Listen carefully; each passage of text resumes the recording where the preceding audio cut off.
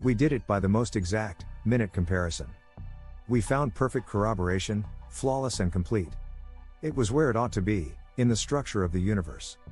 We found it at every possible point of that structure. It was truly a most extraordinary likeness of such a triune creator. In space, the universe showed an absolute likeness of unity, of threeness, and of three modes of being in that divine triunity. In matter it showed yet more, extending into remarkable detail. In time, the universe showed a complete likeness of everything in that triunity except three centers of consciousness. In human life the universe showed a remarkable likeness of every detail of such triunity, including even those three divine centers of consciousness. We had said, if God is three in one, Father, Son, and Holy Spirit, as Jesus and the New Testament and the experience of Christians in all ages and lands present him to us, it will be corroborated and reflected in his universe. We found that it is so corroborated, beyond all that we could ask or think. The greater challenge of the facts to a candid mind, there is no real question as to the validity of this method of hypothesis and corroboration, when the hypothesis obviously first fits the facts, when it is supported by the personal experience of millions of honest and thoughtful witnesses, and when the hypothesis, finally, is universally and minutely corroborated by a comparison with all the facts. In science such a hypothesis so corroborated becomes a law. Yet there is a still more vital way of handling the facts. That way is to begin again with the data, and to let the logic of universal facts carry us directly to their own conclusion, whatever it may be. That can be done, where the facts are universal and in complete unity, and where the mind which considers them is a candid one. For this one must put aside one's preconceived ideas, or one's prejudices, or what one has been taught, or what one has been teaching, and gaze upon realities only. May we do this now? Here are the common facts of the world about us. They are so great, so universal, that we cannot wholly grasp them. But they are so simple, so broad, so self-evident, that we cannot for an instant reject them. Here are the facts which together make up the structure and substance of the universe. Here first are the facts of space. They are self-evident. Height, length and breadth, with all their characteristics and relations, as we have sketched them, are evident to all who will think about them. No one can dream of questioning them. They are so evident, that they are the basis of the exact science of geometry. Here also are the facts of matter as we have seen them. Here is the whole structure of matter, in energy, motion and phenomena. They and all their characteristics and relations, as we have recounted them, are self-evident. No one will question them. They are the basis of all modern science. Here further are the facts of time as we have seen them. Here is the whole being of time, in future, present and past. Those three elements in time, with all their distinctions and relations, are self-evident. No one will question them. They are basic in all human thinking and human experience. Now we go further. Through all these universal facts which compose the physical universe there runs a remarkable triunity. They are each of them a remarkable triunity. They are the same kind of triunity. All of them together constitute a universal triunity, a tremendous and unescapable fact, the whole structure of the physical universe. Now we look from the physical universe into human existence. We find a remarkable thing. We find that exactly such a triunity is here, also. We all know certain broad and simple facts which include the entire structure of human life. No one can question them, or question the self-evident distinctions and relations expressed in the simple, universal words nature, person and personality. Human life is exactly such a triunity as the physical universe is. Whether one values them or not, whether one sees in them a higher meaning or not, these are the absolute facts. We face, therefore, a further great fact, a yet more universal one. No one can question the self-evident likeness to each other which runs through all these things which are the structure and substance of the universe of space, matter, time and human existence. They need only to be put side by side. A strange, universal triunity of height, length and breadth, of energy, motion and phenomena, of future, present and past, of nature, person and personality, is visible. It is the very being of all these things. It is so exactly alike in all these forms, so complete, so flawless, that it is identity in terms of space, matter, time and human existence. This universal, common triunity, once pointed out, is evident to anyone who knows anything of space, or matter, or time, or human life. These are the facts. What shall we say of this structure of the universe? This general triunity in all things requires an explanation. It demands a reason. So great and universal a phenomenon cannot be dismissed by any student of the physical world or of human life. There must be an explanation, if this is an orderly universe. and that it is an orderly universe is the first principle of all science. There must then be a cause and explanation of this universal triunity. It must be a great and universal cause. Nothing less is possible. Something in the common cause of space, matter, time and men must be the common cause of this triunity. There is but one common cause of space, matter, time and men. Whatever methods one may uphold, there is but one common cause. That cause is God. He is the cause of the universe. This universal triunity in space, matter, time and men demands an explanation, then, in the cause of the universe. It demands a cause in God. And by this we mean, of course, not an arbitrary or accidental cause, but a deep and basic cause, in God. With this demand of the universal triunity presenting itself from all directions, we come to another fact. Jesus of Nazareth and the New Testament present exactly such a cause in God as the universal triunity demands. For the triunity of Father, Son and Holy Spirit they're presented as an absolute counterpart, in terms of God, of the universal triunity in terms of space, matter, time and man. It presents exactly such a cause as the universe demands. It is a cause in God. It is not an arbitrary or accidental cause, but a cause deep in the whole being of God. It is in God who is the common cause of space, matter, time and man. It is a vital and adequate reason for his making the universe just what it is. It is an exact original for such a universe of triunities to reflect. It is a complete response to the demand of the universe. In every detail and in every broad outline this triunity brought by Jesus and the New Testament satisfies every outline and detail of the triunity in space, matter, time and man. This is true even of the most mysterious details of the New Testament triunity, and of the purely physical things of the universe. Then this is what we face. The universal triunity demands at the heart of the universe a certain triunity as its cause and original in God, and the Bible brings us exactly such a triunity in God. It is an appeal to our candor.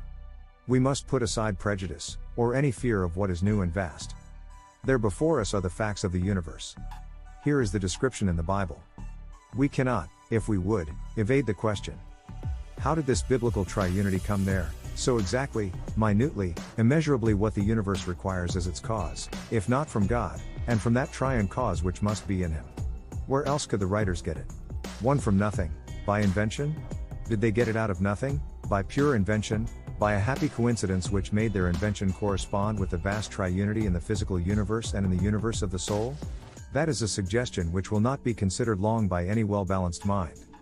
A coincidence embracing every distinction and relation in the entire structure of space, and of energy, motion and phenomena, and of future, present and past, and of nature, person and personality, and every distinction and relation, the most detailed and mysterious, described in the divine triunity of the New Testament, a coincidence without a slip or a flaw in all this vast and complicated fabric. No mind accustomed to the correlation of facts will really consider for a moment a suggestion so naive or so fantastic.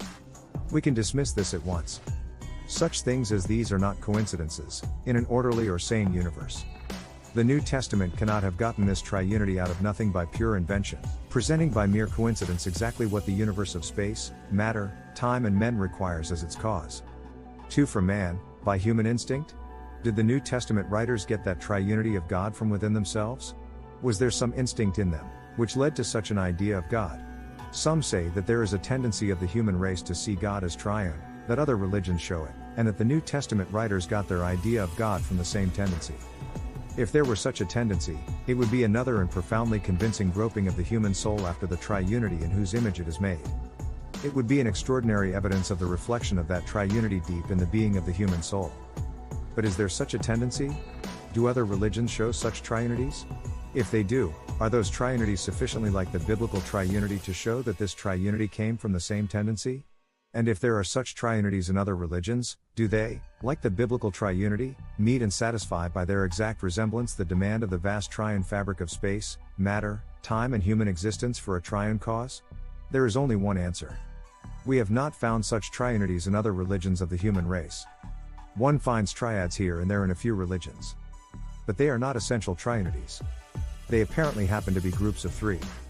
In some religions there happen to be larger groups, such as Odin, Freya, Thor, Loki and Balder in the Norse religion. In some religions groups of 2, as Ormazd and Ahriman in the Persian religion. Such mere groupings of three which are not organically one do not, of course, make a trinity, or show such a tendency in human thought, any more than other human groupings, such as 3 wheels in a tricycle, or 3 singers in a trio, or 3 officers in a boat, or 3 days of grace in business, or 3 bases in a game of ball. Such efforts to find a likeness of the Trinity of the Bible do not get one anywhere, whether they are the efforts of believers in that Trinity to find proofs of it in anything which happens to be 3, or whether they are the equally naive efforts of unbelievers in that Trinity to find disproofs of it in anything in other religions which happens to be 3. Such efforts in comparative religions, such explorations in moonlight and cobwebs, land the explorer in nothing more intelligent than a professor's chair.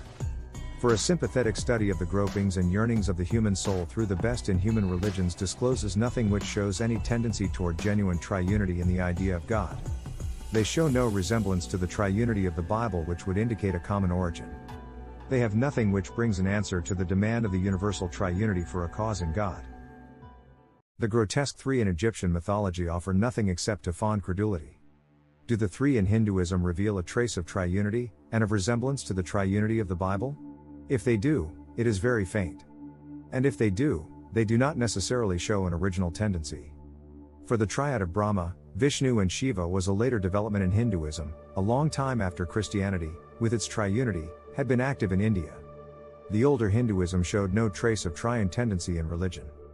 But the triad of Brahma, Vishnu and Shiva has no real triunity, no real likeness to the New Testament triunity, and no meeting at all of the demands of the universal triunity for a cause in God. Truly there are no evidences of a natural tendency of the human race to create such triunity in God. If there were such a tendency, enough to account at all for the biblical triunity, it would show itself vividly in all religions. But no such tendency emerges. The human soul does readily respond to the presentation of the 3 in 1 of the New Testament. There is an instinct there. But the religions of the human race reveal no tendency to depict God as triune. The writers of the New Testament did not get their picture of the triunity of Father, Son and Holy Spirit from a general tendency within their own souls. Wherever they got it, they did not get it there. It did not come from them. 3 perhaps then from the universe, by speculation from the universal triunity? Did the New Testament writers get that triunity from the universe, by speculation from the universal triunity? Would not this explain the likeness? Did the writers of the New Testament get their idea of a triune God from the triunity in worlds and men, and translate it into terms of deity, in Father, Son and Holy Spirit? There is no evidence for such an origin. There is no evidence in the New Testament that the writers got the Trinity from the triunities in space, matter, time and men. But there would certainly be some such evidence if they had gotten that triunity in that way. There are none of the indications which there would certainly be if such a hypothesis were so. None of the biblical writings reveal any trace at all of such a thought or speculation in the mind of the writers. There is no attempt in any way to compare the triunity of Father, Son and Holy Spirit with space, or matter, or time, or anything in man. The writers never speak of time as future, present and past, and never mention the distinctions in time in connection with the Trinity. They never mention, and there is no reason to think that they knew, the triune nature of matter and energy, motion and phenomena, the discovery of modern science. There is no hint in the New Testament at any such triunity in man. The triad of nature, person and personality is never suggested. There is no mention of a relation of the divine Trinity to any of these things. Indeed, there is no theoretical triunity in the New Testament. The presentation of the Trinity is simple, natural, matter of course, a phrase here, an allusion there, now a characteristic, now a relationship, as it happens in connection with other things and topics. Indeed, the Trinity there occurs largely in the sayings of Jesus, and in his simplest, most personal talk about his Father and himself, and about the Spirit. There is no evidence at all, then, in the New Testament presentation of the Trinity of any thought about triunities in the physical world or in man, nor of anything theoretical at all. There is no evidence, such as there surely should be, to indicate that it came from the triunities in space, matter, time and man. This triunity of the Bible evidently did not come by human speculation to be so exactly what the universe requires. No one can think that it did. It is clearly not a theoretical invention of the New Testament writers, but is an honest presentation. Only one source is left: the New Testament writers did not get that triunity from nothing, by pure invention. They did not get it from man, by instinct. They did not get it from the universe, by speculation. Only one source is left. It can have come only from God, and from that very triunity which the universal triunity reflects and demands as its divine cause. Absolutely reasonable when we compare the universal triunity at its height in personal being in man with that triunity of the Father, Son and Holy Spirit which it demands. We see how absolutely reasonable all of this is. It grows with analysis. For nature, person, and personality, as we have seen in an earlier chapter, are just what a finite likeness of the triunity of Father, Son and Holy Spirit should be. They are three all-inclusive centers of personal consciousness. They are not simultaneous, but finite, and always successive. Man thinks and feels one thing after another, from one point of view after another. This is because he is finite and limited. But this is what a finite reflection of three simultaneous persons in one divine being should be. And these three constantly successive personal points of view or of consciousness reflect completely in a finite way all the distinctions and relations found in the divine triunity as described in the New Testament. On the other hand, the triune Father, Son and Holy Spirit in God are just what an infinite original of human nature, person and personality should be. For a divine equivalent of nature, person and personality would be, as in their human reflection, the all-inclusive centers of all his personal consciousness. But in him they would be, not successive as in us, but simultaneous. God is bound by no laws of one thing at a time. He thinks many thoughts at once. He knows all things at once. He is all-knowing and all-conscious.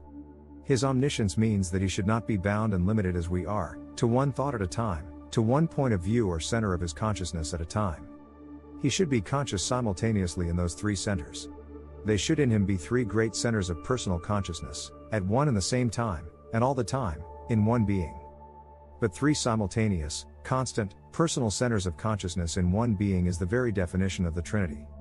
And if these three personal centers of consciousness in God have the relations and characteristics which nature, person and personality have in us, they will be exactly such as Father, Son and Holy Spirit as described in the Bible. Those three persons in one God are just what a divine original of the human reflection in nature, person and personality should be. The riddle of the universe becomes the challenge of the universe very clearly then the challenge of the universe, the challenge of the vast ascending triunity of space, matter, time and human existence, faces and surrounds us. The entire triune universe demands that its cause and original should be a similar triunity in God. The New Testament brings us exactly such a triunity. The universal triunity demands that very triunity of the New Testament, which can have come only from that divine original which the universe reflects. The universal triunity, rising to its height in personal being in man, declares that that triunity of Father, Son and Holy Spirit is exactly what the original of the triune reflection in man should be. This is the result when we let the facts of the universe tell their own story and carry us where they will. You can see this as overwhelming, demanding, universal, exact confirmation of the triunity of God in the Bible. Or you can see it as the challenge of the facts of the universe to any open mind. A candid mind must face this confirmation and challenge. No prejudice, or old habit of thought, or preconceived ideas, can stand in our way, when God reveals himself. And when once in candor one has accepted the revelation and the fact, one must let it ever afterward mold and color all one's thinking. Either all this revelation is true, or it is not true. If it is true, it must illumine all one's universe. One cannot put it in a corner of one's mind, with other secondary facts. If it is true, it is supreme. It must affect all one's science, one's philosophy, one's aesthetics, one's outlook upon the world and life, and one's personal religious experience. For surely no mind whose doors are open to the voices of the universe will attempt or desire to disregard their deep but overwhelming chorus. No mind blessed with the gift of vision can be wholly unmoved by so marvelous a universal mirror reflecting, confirming and demanding that triune God. Not a philosophy of God, but a philosophy of the universe. Again, we should remind ourselves of one thing. Nothing which we have been seeing or saying shows that God had to be Father, Son, and Holy Spirit, or why he is Father, Son, and Holy Spirit. No argument that God must by a necessity of his nature be so and so because man is so and so carries any real weight. For as we have said, God is not what he is because of anything that man is. What we have seen is not an argument for the reason and necessity of God's triunity. It is a revelation of the divine reason and cause of man's triunity. It is the testimony of the universal reflection to the divine original. When we look at the universe and say there must be a God, we do not mean that God had to exist because of the universe. We mean that we must recognize that there is a God, because we see the universe. So when we look at the universal triunity and say God must be triune, we do not mean that he is or had to be triune because the universe and man are triune. We mean that we must recognize that he is triune, as the New Testament reveals, because we see that his universe, which reflects him, and man, who reflects him, are both triune in the likeness of that triunity. You do not exist, nor appear as you do, because of your image in the mirror. But your image in the mirror is overwhelming evidence of your existence and of your appearance. But it is not an argument for an inherent necessity in God's nature. We might well give up all such arguments from something in man's nature to an inherent necessity in God's nature. God is not what he is because of what man is. God cannot be explained in that way. There is no explanation of the Trinity. So if someone asks, may we at least find in nature, person and personality an explanation of the Trinity? May we not have in them at least a philosophy of the Trinity? The answer is brief but complete. We do not find, in all these things, any basis or philosophy of the Trinity, because the Trinity is not based on them, they are based on the Trinity. The human nature, person and personality cannot be seen as in any way the basis of Father, Son, and Holy Spirit, for the simple reason that man's nature is not the basis and cause of God's nature. The order is the other way. Man is not the cause of God. God is the cause of man. The created nature is not the cause of the Creator's nature. The Creator's nature is the cause of the created nature. Man is not the original, and God made in man's image. God is the original, and man is made in God's image. We argued not from original to reflection, but from reflection to original. Father, Son and Holy Spirit are not what nature, person and personality are in God. They are what is in God in place of nature, person and personality as we know them in man. The Trinity is not the reflection, spread large and infinite in God, of nature, person and personality. Nature, person and personality are the reflection, made human and finite, of Father, Son, and Holy Spirit. Nature, person and personality are not therefore an explanation or philosophy of the Trinity. There is no philosophy of the Trinity. The Trinity is the explanation and philosophy of the triunity in man, as it is of the whole triunity in the physical and human universe. We have not, therefore, in these things, a philosophy of the Trinity. It is an explanation and philosophy of the universe. It does not tell us why God is three in one. We do not know why God is three in one. It tells us why the universe is triune. No man has a right to make a philosophy of the Trinity out of it. It is a philosophy of the triunity of space, matter, time and man, which is the fabric of the universe. God is the explanation of the universe. The Trinity explains and alone explains the universe of such triunities. It tells why space is what it is. It tells why matter is what it is. It tells why time is what it is. It tells why man is what he is. It is the explanation, and the only explanation, of the universe of triune space, matter, time and man. The test of the facts how simply and naturally all this comes to us in the New Testament. How unphilosophically and untheologically. It is nowhere presented as a doctrine. It is everywhere present as a fact. It comes to us above all in Jesus, in what he says and does. It shows itself in all that he tells of himself, and of the Father, and of the Spirit. This simple and natural realism is shown to us by one great test: the Trinity is absolutely involved in Jesus. It is never presented apart from him, either by himself, or by the New Testament writers. It is his claims, as the Son, the second person in that three in one, and his allusions, and the claims of the New Testament writers about him, which have brought the Trinity to us. There is no Trinity apart from Jesus.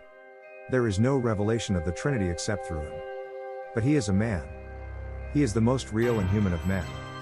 In his interests, his sympathies, his social life, his friendships, his joys and sorrows, his emotions, his life and death, he is the most human of all men, the most natural, the most unartificial, the most free from the poses and pretenses and aloofness of great men. Now we have this situation.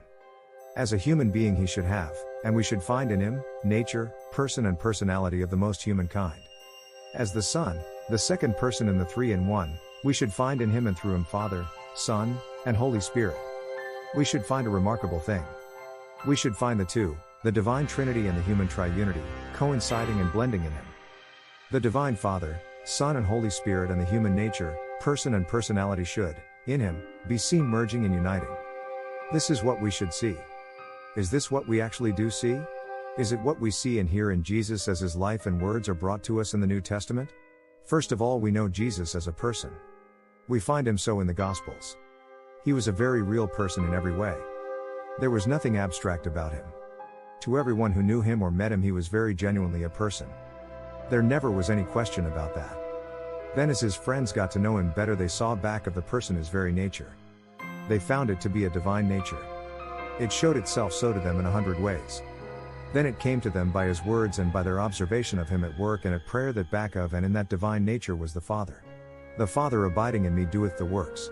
This is my beloved Son. I and the Father. All things have been delivered unto me of my Father, and no one knoweth the Son, save the Father, neither doth anyone know the Father, save the Son, and he to whom the Son wills to reveal him. Jesus dwelt among us, and we beheld his glory, glory as of the only begotten of the Father. And all felt the influence of Jesus' marvelous personality. It entered other lives. It gave them new life. It made them over new, so much so that they were said to be born anew. It was vivid and real beyond all experience of personalities. Finally he taught them that this life of his as it entered, and influenced, and transformed other lives, this personality, this spirit of his, was more than a personality. It was also a person, his other self, the Holy Spirit. And so it developed that when he, the visible person Jesus, was gone, this personality of his proved to be a distinct, invisible person, the Holy Spirit, who spoke, and directed, and acted, and said I and me. This is exactly the representation of Scripture, in its day-by-day narrative of Jesus and his friends. In Jesus we see, before our eyes, nature, person and personality reaching up into Father, Son and Holy Spirit and merging with them. Indeed it was this very blending which first involved the Trinity. It was the presence of the Father in Jesus, where we would have simply our own nature. It was Jesus sending out the Spirit, where we would send out simply our own personality. It was these very facts which first brought the Trinity to the world and to us.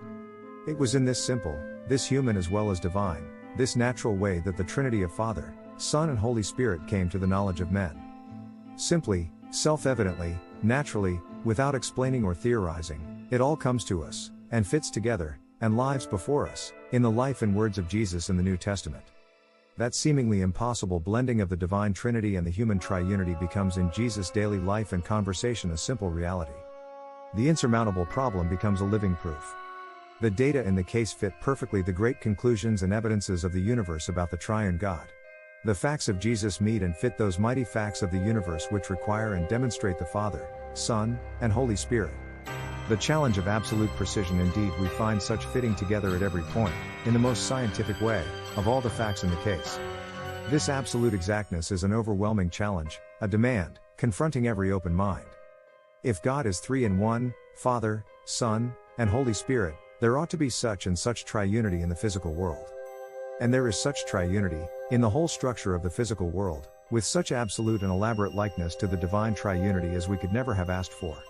If God is three in one, there ought also to be such and such triunity in human existence. And there is, as the very being, simple and self-evident, of human life, with such endless and absolute detail of likeness as no one could have dreamed of asking. Or on the other hand, the cause of all this triunity of the physical world and man ought to be found in God. And exactly such a cause, complete, exact, profound, is presented to us in Father, Son and Holy Spirit in the New Testament. And further, if human existence is nature, person, and personality, the original of this reflection should naturally be three simultaneous, conscious persons with such and such characteristics. And it is exactly as the Bible describes him. And finally, if God is three in one, and Jesus is therefore God and man, then that triunity in God and this triunity in man ought in Jesus, as God and man at once, to be seen merging into each other. And that is exactly what we do see, and what first drew the world's attention and ours to the whole question of the Trinity. The converging methods, whether we follow one method or the other, makes no difference. The result is the same. The two methods converge. We can begin with the Trinity, presented in the Bible, and experienced by countless men and women, and summon the facts of the universe to reflect and confirm it. Or we can begin with the facts of the universe, and see them demanding the Trinity as their original and cause. One can look upon the visible world. Or one can look into the secret, invisible forces of nature. Or one can look within the inner universe of one's own being. Wherever one looks, one finds that marvelous triunity. Whither shall we flee from that triune presence? If we ascend up into heaven, it is there. If we take the wings of the morning, and dwell in the uttermost parts of the universe, it is there. If we say, surely the darkness, and the invisible things of the universe, shall cover us, even the darkness hideth not from that three in one. The heavens declare the glory of the triune God, and the firmament showeth his handiwork. For the invisible things of him are clearly seen, being perceived through the things that are made. And God said, let us make man in our image, after our likeness. And God created man in his own image. In the triune image of God created he him. Without, within, above, below, whichever way we turn we see the triune God. The three sublime conclusions out of this candid study of God and the world and man rise, three conclusions so great that we could not grasp them if they were not also so self-evident. 1. The universe is one vast evidence of that triunity of Father, Son and Holy Spirit in God. The entire universe, the outer universe of space and matter and time, and the inner universe of the human soul, in all its vast triunity, reflects that triunity. It demands that triunity in God. The universe is one vast evidence in such detailed, exact, scientific correspondence to the divine triunity which it demands and reflects as can be found in no other witness of the universe to anything else about God. And if you are one who feels that space and time are simply ways in which you have to see the universe, thought forms in which you must conceive the universe, then surely you, who must always see the universe in such triunity, cannot hesitate to see God as such triunity. 2. The triunity of Father, Son and Holy Spirit is the explanation of the universe. It is the answer to those great questions. What is the explanation of the universe? What is the principle of the universe? The answer is triunity in the image of the triune God is the principle and explanation of the universe. It is the organizing principle of all things. It is the structure and pattern of the universe. Why is space as it is, sheer, inevitable, intangible threefoldness? Why is this a space universe? Why are energy, motion and phenomena the being of matter? Why is the universe as it is in this way? Why is all existence a continuity, a continual passing out of future, through present, into past? Why is this a time universe? And if space and time are forms of thought in which we conceive the universe, why do we always conceive it so? Why are our minds such that they conceive it so? Why is man exactly what he is? What is his likeness to the universe? What are the reasons for this? Is there one great reason for all? Are all the reasons one? Is there one great explanation? Is the formula of the universe beyond us? Does it need a higher mind to formulate it? Or can we grasp it? The answer to all these questions is evident. The formula, the pattern, the secret, the principle, the structure, the explanation of the universe is self-evidently clear. It explains itself. No higher mind is needed to formulate it. It clearly includes God. It is a universal principle. It is a principle which lies in God's nature. It is triunity in the image of a triune God. It reveals one vast unity, sheer space, and moving matter, and mysterious time, and wondrous man, and supreme God, bound in one vast unity. Get in your heart a vision of the universe. Do not go about in the midst of it blind to the great structure of the universe and of human life. See its immense triunity. See it reflecting from leaf and star and space and time and self the triune God. See it as an orderly universe. See it as a whole. See it as one vast, open and visible witness to the three in one. Have a philosophy of the universe. Open your soul to the visible explanation of all things. Get a vision of yourself as a part of the universe, in a body of space and substance, reflecting in these the triune Creator, living a life of future, present and past, in vivid triune likeness to Him, existing in nature, person and personality, an image of the triune God. Man was made to reflect Father, Son, and Holy Spirit. Man was made to know and to commune with Father, Son, and Holy Spirit. And get one further vision, the focus of all of this logic and all these realities. 3. The universe is one vast witness to the claims of Jesus. That triunity of Father, Son and Holy Spirit which at the whole universe corroborates comes to us in Jesus. It is bound up with Him. That triunity of Father, Son and Holy Spirit which supplies the universe with its cause and explanation comes to us in Jesus. It is revealed to us in Him alone, and He is the visible embodiment of it. As beings who live in this universe, and are a part of it, we cannot ignore Jesus, to whose claims and whose sonship this whole universe of height, length and breadth, of energy, motion and phenomena, of future, present and past, of nature, person and personality, is one vast converging witness. Men crucified Him because He made Himself God.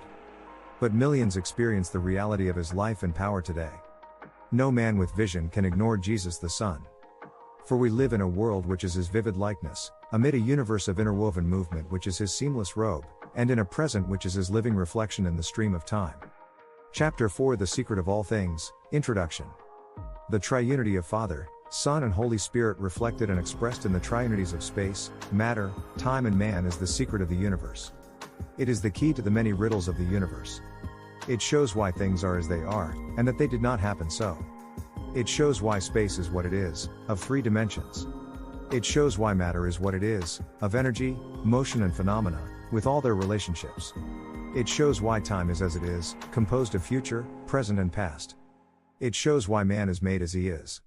It may show the great principle of unity in all things. It should illumine the relationship of space, matter and time. It may well cast light on the mysterious principles of existence, of change, and of reality, in the universe. The being of God, as the central fact of the universe, may explain these universal things. It may make them clear, not as we ourselves paradoxically try to make mysteries clear, by involved effort, and intricacies of thought, and abstruse analysis, but by the broad, self-evident fact of a triune God. It is a world principle. It means for you, if you will, a new system of thought, a new way of thinking, based on the being of God and of His world. It is, if you will, a true philosophy of things physical and things human. But better, it is a new vision of the universe, in the light of the triune being of God.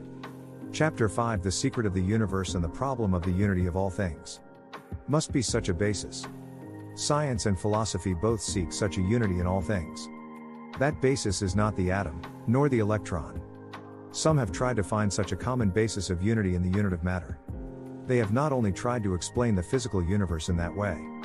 They have made even the human soul a combination or activity of atoms or electrons, or a series of reactions of mechanical forces. That effort is futile. The common basis of unity in all things cannot be found in such materialism. The attempt to put the soul on a physical basis will always seem and always be an artificial effort at unity. Neither can that common basis of unity be seen as spirit. There are those who would see it so. They would view even the things of the physical universe as the apparently physical manifestations of pure spirit. Many philosophies and some religions have attempted it. But it cannot be done. The common basis of unity cannot be found in such unreal idealism. Matter cannot be explained as spirit. It is an artificial unity which such an effort brings. What is the basis of unity? The problem is profound.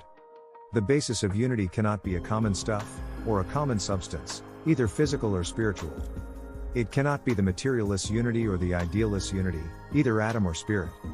What is it?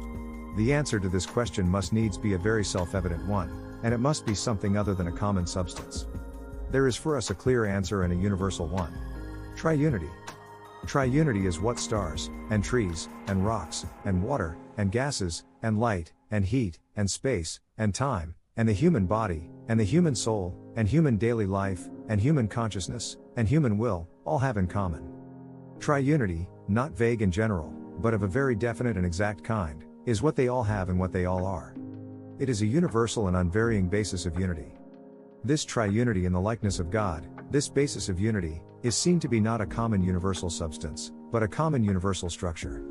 The unity of all things, the unity of physical and spiritual things, cannot possibly, as we have seen, lie in a common substance.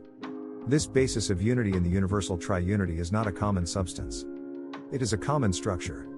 The search for a common, universal substance is a hopeless one. It can succeed only by making the material world spiritual or the soul physical.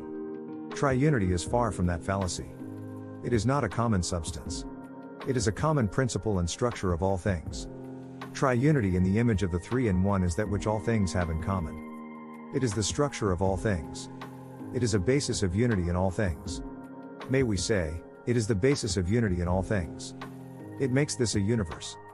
Chapter 6 The Secret of the Universe, and the Problem of Space and Matter. What is the relation between space, matter and time? That question must have hovered in our minds as we have thought about the three. It is indeed a question which is very much around us in the air today. The question of the relationship, or, as people like to call it, the relativity of space, matter and time, besets any thinking man or woman in recent years. What is the organic relationship of space, matter and time to each other? They are together the structure of the physical universe. That of course we know. They share a common vast triunity, each of them being a marvelous embodiment of it. That also we know. But is there any other relation between them? Are these three triunities, which are the fabric of the physical universe, a yet vaster triunity with each other? Does then the divine triunity explain and illumine the relationships of space, matter and time to each other?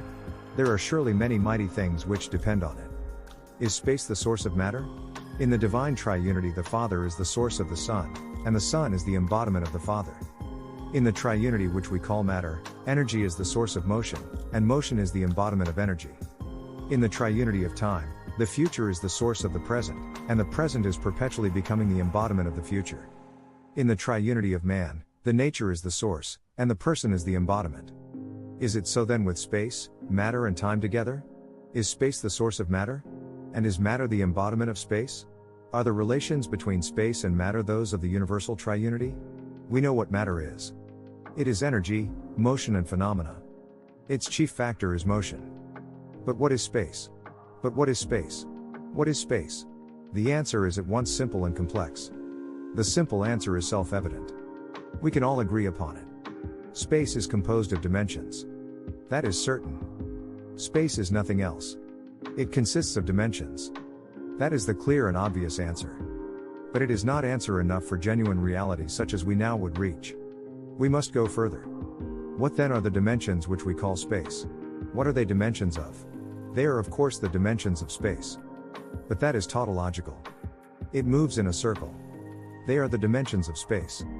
But space, on the other hand, is composed of these dimensions. A certain building is built of boards. You ask, boards of what? The answer comes, they are boards of the building. Of course they are.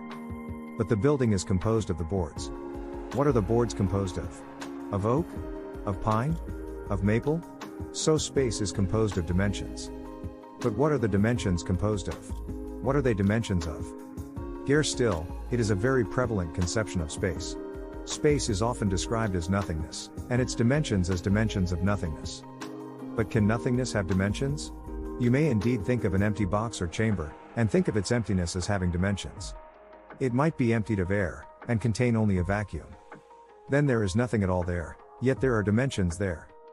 But in that case it is not the emptiness or vacuum which has the dimensions. It is the box or chamber which has the dimensions. How can sheer, absolute nothingness have dimensions or anything else? The unreality of the common idea of space as nothingness in several dimensions is strikingly shown by the revolt against it. That revolt, as we know, regards space as being only a form of thought in which we conceive matter or motion. Kant of course is sponsor for the idea that space is a form of thought in which the mind conceives matter. But if in Kant's day it had been clearly known through the advance of science that matter is essentially motion, and that this motion moves through incredible distances with inconceivable rapidity, that great thinker would probably not have held that space is purely a form of thought. For motion would exist if minds did not exist to think about it. And where motion is, there must be genuine extension and dimension. Motion needs room. Motion would create dimensions if there were none. Space is more than our way of conceiving motion. Unless all motion is a figment of the mind, the dimensions which we call space must be an outer reality. But what are dimensions? What then are these dimensions? What is the reality of space? Are they the dimensions or measurements of motion? Is that the ultimate reality, the basic fact, of space? No. For motion is not basic. Back of motion is energy, which passes into motion. Is energy basic, then? Is that the primary thing, so that the dimensions of space were and are the dimensions of energy? No. For back of energy in the universe is whatever produces energy. Wherever energy is, there must be before it the power which produces that energy. There must be creative, causal power outspread. Outspread, universal, omnipresent creative power, in a universe with God in it. Is that ultimate? Did the dimensions which we call space exist before there was the presence of that creative power? Was there ever a time when divine power was not outspread and omnipresent, so that the dimensions of space were first of all the dimensions of nothingness? Are we thrown back after all upon that contradictory idea? There is no need of that impossible conception. For there never has been a time when there was nothingness and not God in the universe. There was never a time when his omnipresent power was not outspread everywhere. There is, therefore, no need to imagine that absurdity, a vast outstretching of nothingness in three dimensions. For there has always been the outspread power of God. The attempt to imagine the dimensions of space as the dimensions of nothingness is really an attempt to imagine a time before God existed, and to picture a vast emptiness in which his power was not yet present. But with an eternal God, and a God always omnipresent, and therefore with his power always present everywhere, the dimensions of the universe, which now are visibly the dimensions of motion, have always been primarily the dimensions of that divine outspread power which precedes all energy and motion. Those are the true and basic dimensions which compose space. Real space. These dimensions are a reality. They are real space. Space is not the absolute unreality which some would picture, the outspreading of primal nothingness. nor is space that practical unreality, the outspreading of the mind to perceive matter or motion. For motion must precede its perception by the mind. And energy precedes motion. And creative power outspread in dimensions precedes energy. Space then has always been the extension, not of the human mind, nor of motion, nor of nothingness, but of God's power. Space is reality. It is not nothingness in 3 dimensions. It is not a figment of the mind as it gazes upon motion. It is reality. This is the reality which we get from the principle of triunity as it points to space as the source of motion. How does power come to be a physical universe? But how does the outspread creative power whose dimensions are space pass into a world of matter or motion? How do we get a physical universe? God's power is surely first of all spiritual. God is a spirit. How does divine power become physical? How does it pass into a tangible universe? That is one of the great questions of thought. But the answer is clear. God's power is not only power to think but power to move. Can spirit move in a spatial way? Surely. Your mind is spirit, and it can leap across the sea, and pass to planets and stars. So, surely, creative power can move. But, as power to move, that outspread divine power becomes energy, which is the power of physical motion. And this energy not only can move, but, as we know, does move. It becomes motion, everywhere, which manifests itself in all the phenomena of matter. It becomes a tangible universe, which we can feel, and see, and hear. The reality of space, energy and motion space then is, not in some vague way, but logically and truly, the basis and beginning of the actual, tangible universe. It is not a framework, a location, a vast nothingness, in which in some way the universe is built. It is itself truly the basis and beginning of the physical universe. For this real and living space, which is the outspreading of divine power into dimensions, is that by which such divine power translates itself from spirit into energy and motion, and so into a physical universe of energy and motion. But people may hesitate. This is not the way in which one has always thought about space, if one has been able to think about or conceive space at all, either as physical nothingness or as mental unreality. This reality of space is however far more reasonable than the contrary and self-contradictory idea that space is nothingness, or a figment of the mind. It gives living reality to space and to the physical universe. And there is no reasonable objection to it. Can divine power, we may ask, the power of God who is a spirit, have dimensions? Surely. Omnipresence in a physical world must have dimensions. Earth, a universe with God in it, the only sane universe to a sane mind. And it may be well to bring to mind how surprisingly this view of space fits in with the modern view of the physical universe as a universe of infinite activity, whose realities are not things or forms, but energy and motion. For nothing is inactive in the universe as we now know it, not even space. How modern discovery leads to this reality for this conception of space as the outspreading of creative power, which passes, through energy and motion, into a physical universe, is remarkably confirmed by the general view of scientists today that matter is essentially one of the forms which energy assumes. Energy may take the form of light, of heat, of sound, of electric currents, of moving bodies, of any radiation, of strains. In all of these it is still energy. We can make it as solid as we will. Still it is one of the forms of energy. Solidity is an impact made by energy upon our senses. In a very simple way we test this by experience. There before you is a body which we call a solid. You see it as a solid. That means that light rays, waves, energy, from it come with an impact upon the retina of your eye. Now you touch and feel this solid object. That means that whatever the object is composed of makes impact upon your hand as your hand makes impact upon the object, and what you feel is the impact. Matter is the name which we give to the tangible, audible, visible ways in which energy makes impact upon the mind through what we call the senses. Greater solidity is simply a greater proportion of particles of energy, of numbers of electrons in each atom, making impact upon your senses. This is the whole tendency of matter as we go further in its analysis. The further we go, the more we find matter to consist essentially of energy. It consists, as men of science agree, of atoms. There are millions of atoms in the smallest visible particles of matter. They are moving at a tremendous rate of speed. The substance clearly grows less with analysis, the motion and energy increase. What are atoms? They consist largely of space, but within that space in each atom is a whirling galaxy of electrons. There are not many electrons in each atom. They are so small that it is estimated that one of them is not more than 100 trillionth of the size of the atom. But they move with inconceivable energy and speed. Their speed is reckoned to be at least 12,000 miles a second. They revolve, we are told, around the nucleus at the center of the atom a quadrillion times a second. A particle 100 trillionth of the atom, and revolving in the atom a quadrillion times a second. Whether these figures will stand or not, the broad principle is clear. It means that the substance ceases, the energy becomes inconceivably great. We are not surprised that the physicist says that the electron is a particle of energy, and that it has no mass except its electric field. The electron can indeed be weighed, by its impact against a screen. But this simply means that its impact can be measured, for the impact of such energy, even in such minute units, is very great, enough, it is thought, to lift 100 pounds 1 foot in 1 second. At least it is an impact of an incredibly minute particle of inconceivable energy. These electrons, it is believed, revolve around a proton, or group of protons, at the heart of the atom. The proton is only 1,000th of the size of the electrons which it holds in orbits around it. But it is of yet more inconceivable energy, perhaps 2,000 times the energy of an electron. The particle grows immeasurably less. The power grows yet incredibly more. The proton is a particle of positive electricity. The electron is a particle of negative electricity. Positive and negative means simply that they are reciprocal or complementary manifestations of electricity or energy. An atom is simply a balanced number of particles or charges of electricity or energy. It is all energy.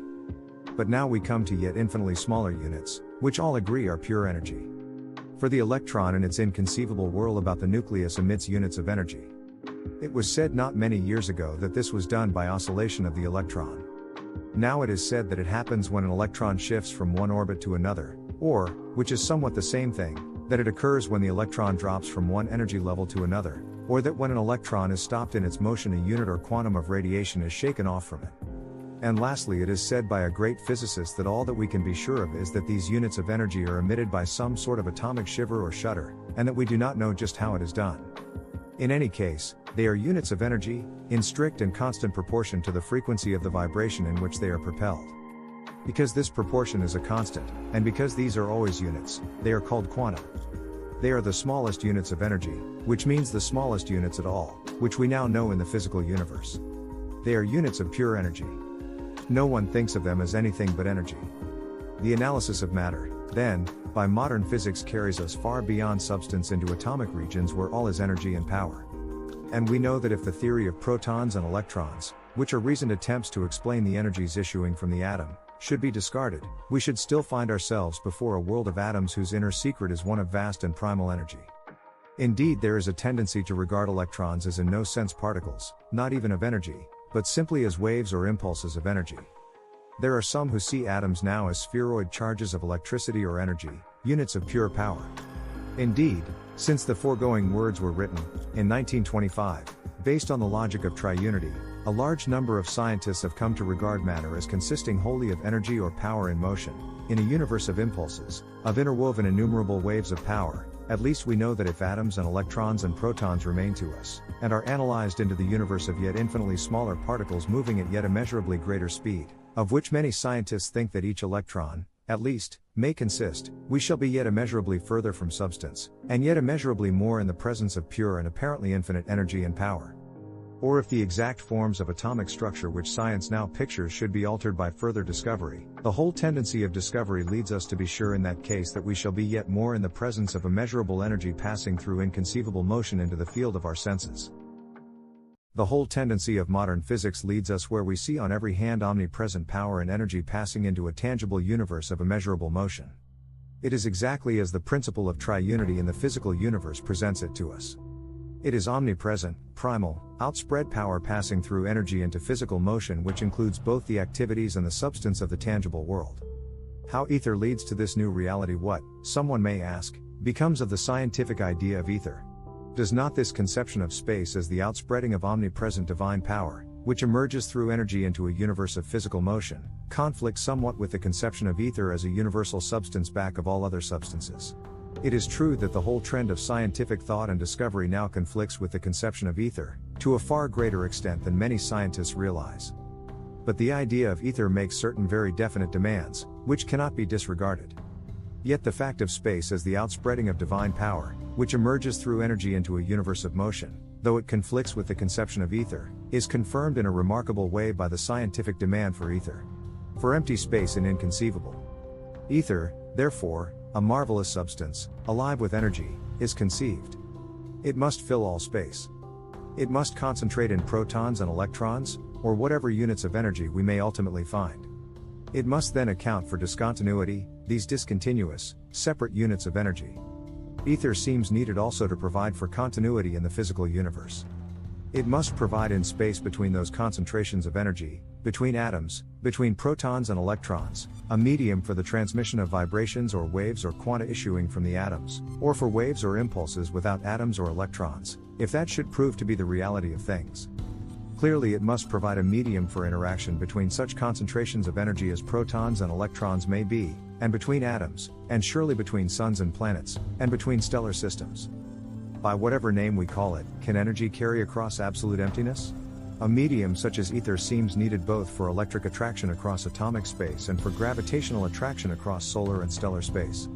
It seems needed to account for all these rays, vibrations, waves or quanta of radiated energy at the one universal speed which we know best as the speed of light.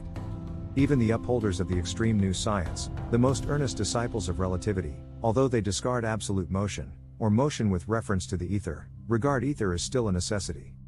A leading and brilliant exponent of the new theories declares, for instance, this does not mean that the ether is abolished. We need an ether. The physical world is not to be analyzed into isolated particles of matter or electricity with featureless inner space. We postulate ether to bear the characters of the inner space as we postulate matter or electricity to bear the characters of the particles. Characters such as mass and rigidity which we meet with in matter will naturally be absent in ether, but the ether will have new and definite characters of its own. The ether itself is as much to the fore as it ever was, in our present scheme of the world. The troubles of ether, but ether meets with grave difficulties. To transmit with such inconceivable momentum the vibrations coming to it, it must be a substance of enormous density. It must, says the most careful scientific calculation, be at least 1,000,000 times as dense as lead, or platinum, or any substance which we know. This is difficult enough to grasp or to believe. But to account, as a concentrated substance, for the weight of protons, ether, we are told by those who know, must be of even more incredible density. It must be dense beyond all the power of science to imagine. But at the same time, to account for the vibrations passing through it, in some rays 1,000,000 vibrations per foot per second, ether must be a substance of almost infinite elasticity or resilience. That is equally demanded of it by scientific calculation. It must have that incredible density, and then that immeasurable elasticity to overcome that density. Each is beyond belief. Together, in such incredible and almost infinitely contradictory combination, they stagger the intellect. These are the vast and contradictory demands which science makes upon ether as a substance. They mean insuperable difficulties. Two things, however, are clear. The factor in ether which provides for the activities of ether is its energy. The factor in ether which creates all these impossibilities of density and elasticity is its substance. Why then imagine ether as a substance? Can we not get along with energy alone? No. We cannot solve the problem as easily as that. If we could, ether as a substance would never have been conceived. There are great necessities to be met. In the first place, there must be a continuity, a medium between the units or concentrations of energy, to transmit energy, whether as rays, vibrations, quanta or gravitation. There must also be a universal reservoir of the energy which assumes all these forms, a reservoir in which energy everywhere is latent and ready to leap into these activities and to concentrate into these units. There must also, in any living activity, whether human or divine, be a medium between spirit and matter. Because of these necessities, ether is imagined as a substance, to be a continuity, a reservoir, a medium, even with all the impossibilities which such a substance creates. The way out. What then is the way out from the difficulty created by these demands? The answer is not impossible. Do not the very demands reveal the way out from the difficulty? Is not the true nature of the reality which we seek as ether found in the very nature of these demands? There must indeed be a medium between spirit and matter. But there is a medium between spirit and matter. Power radiating from the Spirit of God or of man is always the medium between that spirit and all matter with which it deals. There must be a universal reservoir of energy, the energy which concentrates itself into protons or electrons or whatever units of energy we may find. But in a universe with God and it, creative power is the everywhere present reservoir of energy, the source from which latent energy leaps into activity and concentrations everywhere in the universe. There must also be a continuity, a medium, between units of energy. But such omnipresent creative power itself, everywhere, outspread, the source of those units of energy, is also the natural and logical medium between those units of energy which it produces. Power, which produces protons, electrons, atoms and worlds, and which, where there are no protons or electrons, no atoms, no worlds, stands waiting, silent, invisible, but everywhere ready to leap into instant energy and action and to transmit vibrations, rays, quanta, gravitation, is the perfect basis and medium. Careful consideration will show that such power provides all that we can seek in the idea of ether, it provides much that we cannot seek in the idea of ether, and it is free from all the objections to ether. Discontinuity for such universal power, passing into energy and motion, provides beyond question for the discontinuity seen in protons and electrons. They are normally and inevitably seen as concentrations of power and of the energy into which it passes. They are essentially particles of energy. No other qualities have been found in them. For the weight of protons is simply the impact of their enormous energy. The mass of a proton or electron is simply the mass of its electric field. Even if we give these particles substance, that substance is simply a form which their concentrated energy assumes. They are concentrations of the power which produces that energy. And no impossible density is needed in concentrated power as the stuff of which protons and electrons are made. Continuity, transmission. Such primal power provides equally for continuity. Self-evidently it provides for continuity between units of power, of which we now see everything physical to be essentially composed. What else but universal latent power could provide continuity between units of power? It provides for transmission of rays, vibrations, quanta, from these units of power. Everywhere, silent, alert, ready in an instant to emerge into energy and action, and to transmit resistlessly the vibrations or radiations presenting themselves for passage through space, it provides the perfect medium. Momentum. It provides momentum, which theorists ask of ether as a medium for the transmission at such inconceivable speed of the vibrations coming to it. Tremendous momentum is needed. It is hard to find it in ether. But primal outspread power passing into energy provides the momentum.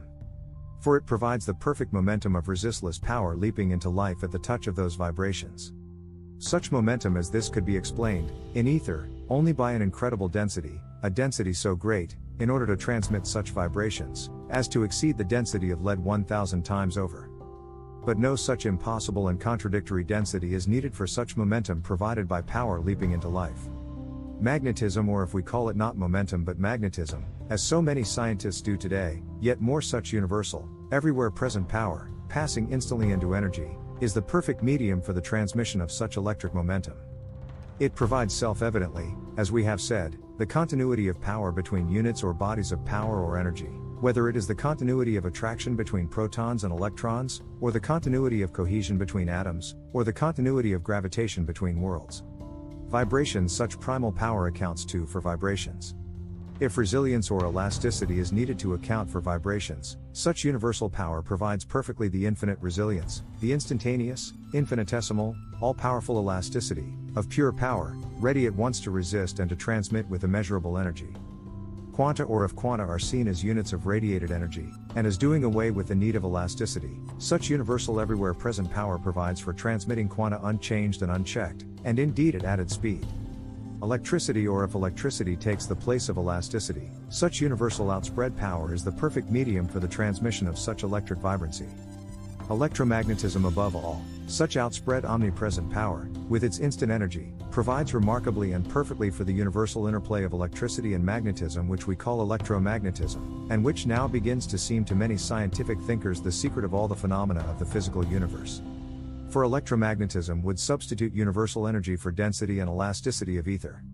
And outspread power as the basis of the physical universe provides for that universal electric energy. The universal energy. Indeed, such basic, omnipresent power agrees most strikingly with that equivalence of all forms of energy which more and more is being demonstrated.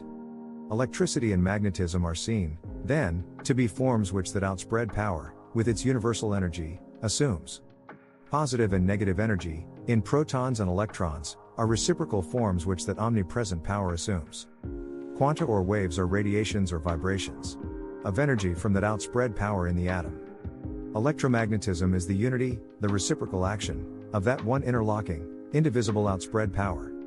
Attraction, cohesion, gravitation, in no way explained by ether, are self-evidently in some way the action of the unity of that outspread power. The universal velocity of all rays and vibrations, the speed of light, is the standard speed at which the omnipresent creative power of God emerges unhindered into energy and action everywhere in the universe. Concentrated in protons and electrons, it slows down from its free velocity, the speed of light, not to a lesser energy, but to a less unfettered speed. That speed of light is not the norm and basis of the physical universe, as relativity would have it. But it is the speed at which the outspread power of God, the reality of space, and the true norm and basis of the universe, passes everywhere into energy and action.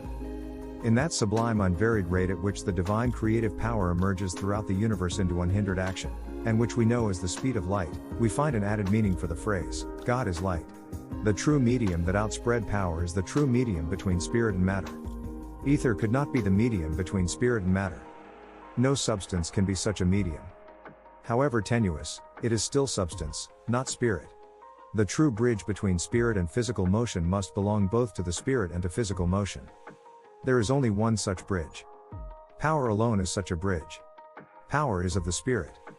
Power can also move. The omnipresent power of God is both power to think and power to move. It comes from the Spirit of God and it passes into physical energy and motion. It is the medium between spirit and matter, between the spirit of man and the physical world, between thought and motion, between creative spirit and the physical universe. The continuum, the outspread power of God, is discontinuity and continuity at once. It is source and medium at once. It provides for electricity and magnetism at once. It is spirit and matter at once. Is not this the true continuum? Is it not that primal reality toward which the idea of ether points? It does all that ether ought to do. It does what ether cannot do. It is free from all the objections to ether. It does not need density. It has absolute elasticity. It has absolute penetrability. We know that energy is the essential element in ether. Substance creates all the difficulties of ether. This universal creative power, passing into energy, and free from the impossibilities of substance, seems to be what ether really means. Is the remarkable idea of ether a vision, from the experimental side, of this omnipresent creative power? Witness the eloquent description of ether by a recent distinguished writer. Ether is not to be explained in terms of matter. Ether has been spoken of as absolute space. An electric charge must be composed of it. Ether is the seat of prodigious energies, energies beyond anything as yet accessible to man.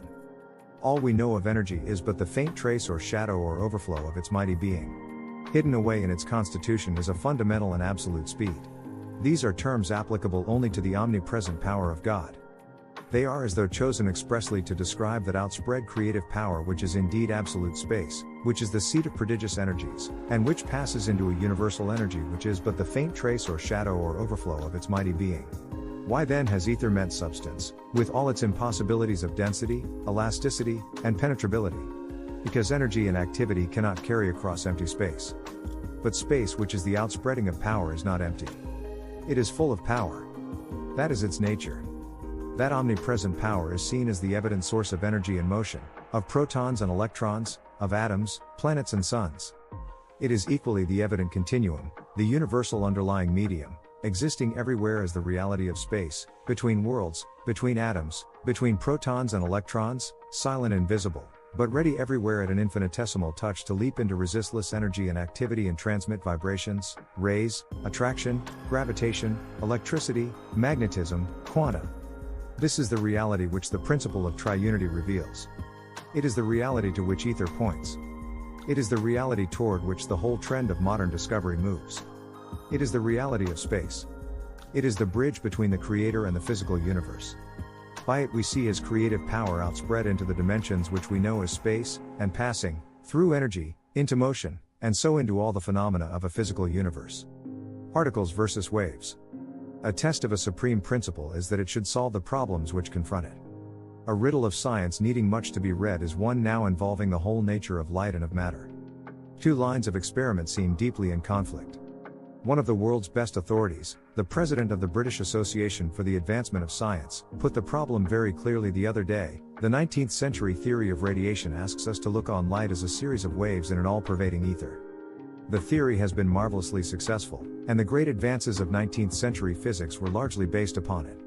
It can satisfy the fundamental tests of all theories, for it can predict the occurrence of effects which can be tested by experiment and found to be correct. There is no question of its truth in the ordinary sense. In the last 20 or 30 years, a vast field of optical research has been opened up, and among the curious things we have found is the fact that light has the properties of a stream of very minute particles. Only on that hypothesis can many fundamental facts be explained. A wave theory is of no use in the newer field. How are the two views to be reconciled? How can anything be at once a wave and a particle? Experiment shows, for instance, that if a ray of light strikes a piece of aluminum, an electron of aluminum exactly equal in energy to that ray of light is displaced, and is sent out from the aluminum. That seems to indicate, exactly, particles of light composed of actual substances, to displace the particles of aluminum. On the other hand, experiment shows that light rays collide and pass through each other. Particles could not do that, but waves could do exactly that. But how, says the president of the British Association, can anything be at once a wave and a particle? How are the two views, involving the whole nature of light and of matter, to be reconciled? We are here face to face, he declares, with a strange problem. We know that there must be a reconcilement of our contradictory experiments. It is surely our conceptions of truth which are at fault, though each conception seems valid and proved. There must be a truth which is greater than any of our descriptions of it. Is not the principle of triunity, the almighty formula of the universe, exactly such a greater truth? May it not reconcile these two sets of facts? Is light a series of waves in an all-pervading ether, or is it a stream of very minute particles? If, as we see it by the principle of triunity in the physical universe, we have, not ether, nor some substance, but omnipresent power passing through energy into visible, tangible motion, then it makes little difference whether we call the light a stream of particles or a series of waves. It is, if you will, a stream of particles or concentrations of that universal energy, but those particles move in a universal sea of that same energy. Or it is, if you will, a series of waves in that all-pervading energy, but those waves are units, in that they are concentrations of that energy of which they are a part. The light ray meets a certain metal. The light ray consists of visible motion of the energy which is the leaping into life, the embodiment, of omnipresent power. The metal also consists of tangible motion of that energy which is the embodiment of omnipresent power. Why should not the particle or wave or concentration of energy in the light ray displace an equal concentration or electron of energy in the metal? Or, on the other hand, the light ray meets another light ray. The two streams of concentrations of energy collide. Why should they not pass through each other, since they are not crude substance, but energy? Is it not, declares the greater truth of triunity in the physical world, in either case the same great thing with which we deal in our experiments? It is the same energy, arising from omnipresent power and becoming visible, tangible motion. When the light ray is displacing particles from aluminum, we call the light ray a stream of particles. When the light ray is passing through another light ray, we call it a series of waves.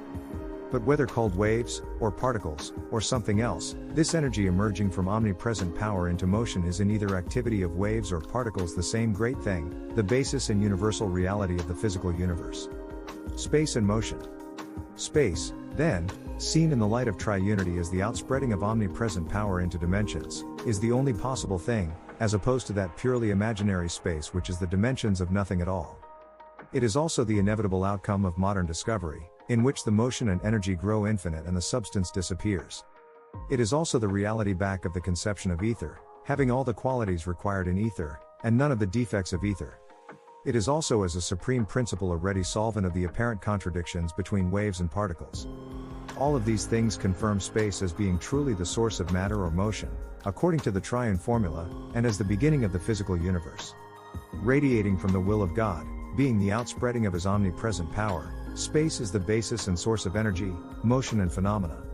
And conversely matter, or energy, motion and phenomena, is equally clearly the embodiment, the leaping into action, of that outspreading of power which we call space.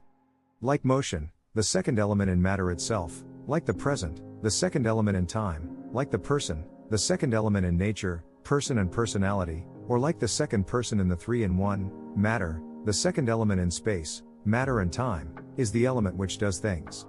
It is the executive factor in the three. It is the element which experiences things.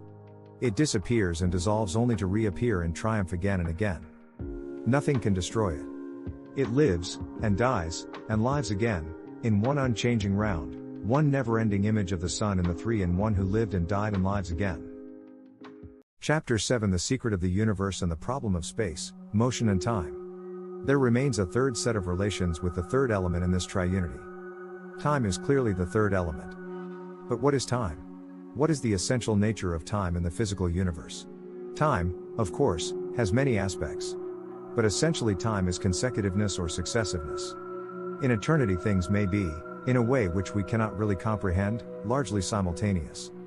But here in this time world, the world which we know so well, all things, thoughts, motions or actions, are one after another.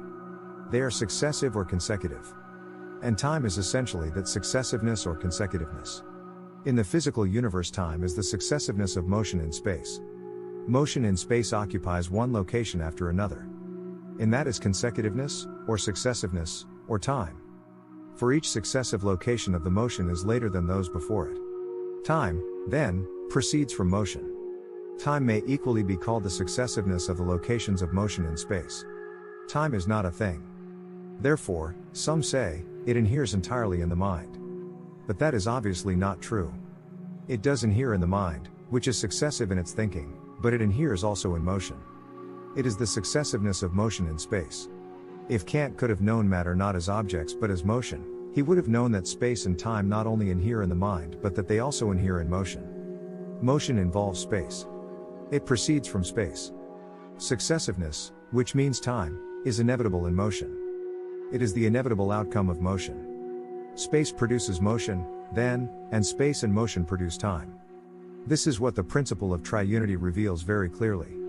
It reveals space, through energy, as producing motion, and space and motion as producing time. The principle of triunity, as we have seen it working in the original source, and in the various reflections, leads to further analysis of the relations of space, and of matter or motion, to time. For in the Three-in-One the Spirit proceeds from the Father, through the Son. That is the very definite presentation of them. So, in the universal reflections of triunity in matter, phenomena come from energy, through motion. So, in the reflection in the triunity of time itself, the past comes from the future, through the present.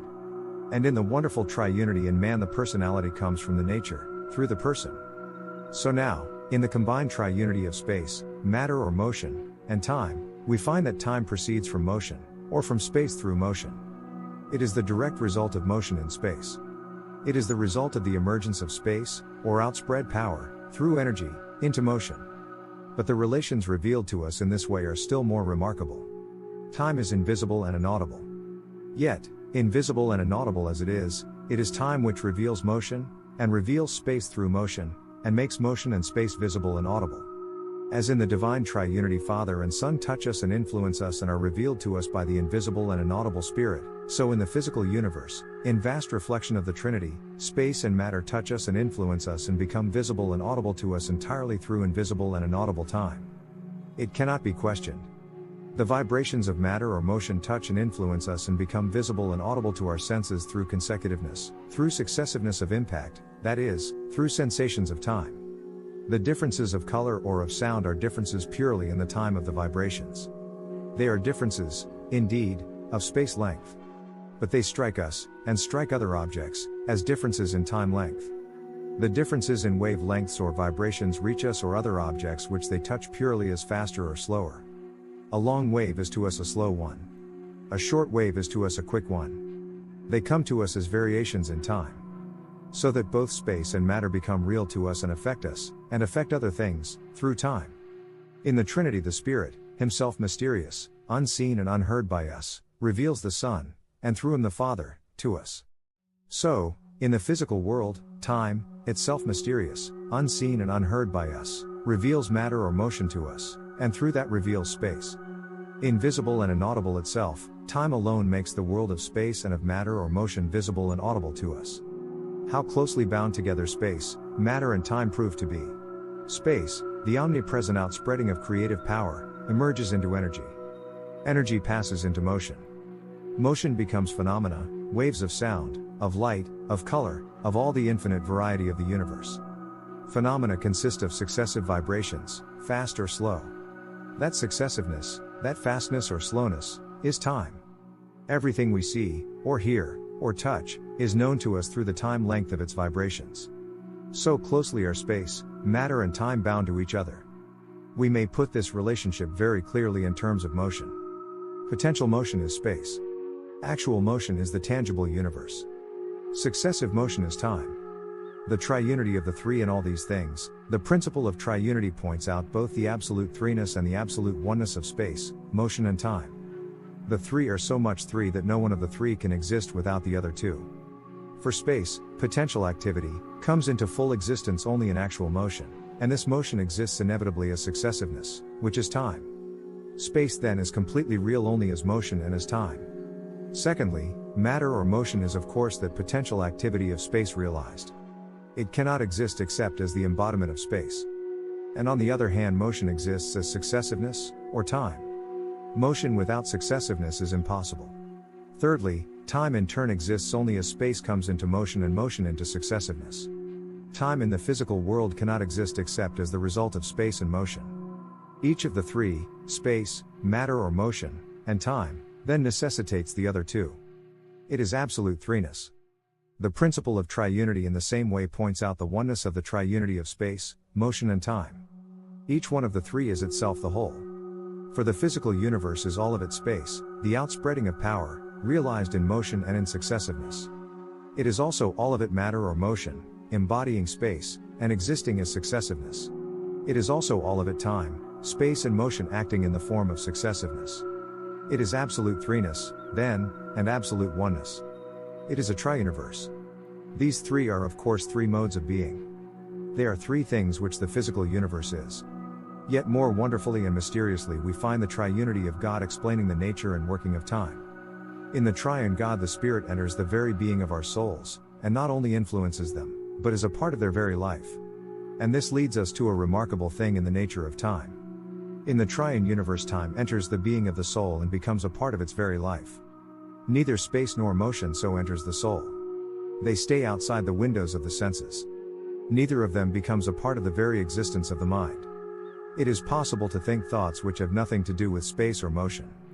But the mind can do nothing at all without consecutiveness, succession of thoughts. Time belongs to the mind as well as to the physical universe.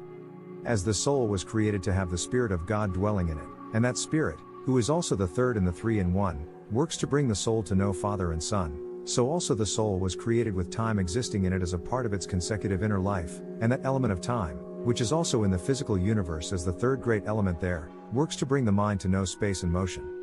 So the triunity of Father, Son, and Holy Spirit, whose reflection is the universal triunity, reveals one after another the subtle but absolute relations which space, matter and time bear to each other. Accepting three centers of personal consciousness in one being, not one of the triune distinctions is found in God which does not reveal its counterpart in the triune relations of space, matter and time, as we have seen them. The true and universal relativity, the great fact of relativity, has long been neglected. Now it is being felt everywhere in the world of thought. Its hour has come. No longer today can we think of things in the physical universe by absolute and rigid formulae. The great fact that all things of sense and space and time exist in relation to each other has found in recent years its new and right emphasis, and its priests and prophets. It is true that those who have rescued the fact of relativity from neglect now make too much of it. They go to the other extreme. That is always done when a truth has been ignored and is again affirmed. One need not adopt every extreme speculative conclusion which has been linked with the new emphasis upon relativity, in order to give the fact of relativity its due. Nor need one make relativity the basis of all beliefs. It is only one among other facts of the universe. But there is indeed relativity. We have seen it. We have seen it remarkable and universal in the relationship of space, motion and time in their infinite triunity. Everything in each of the three in that absolute triunity exists in relation to the other two. Nothing in any one of the three in that triunity can be computed except in terms of the other two. Space is abstract, unmeasured, unrevealed, but for motion, or matter, and time. It comes into full reality only when it is embodied in matter or motion, and consecutive motion from point to point in space, which means time. As for motion, it can be stated in the abstract as energy.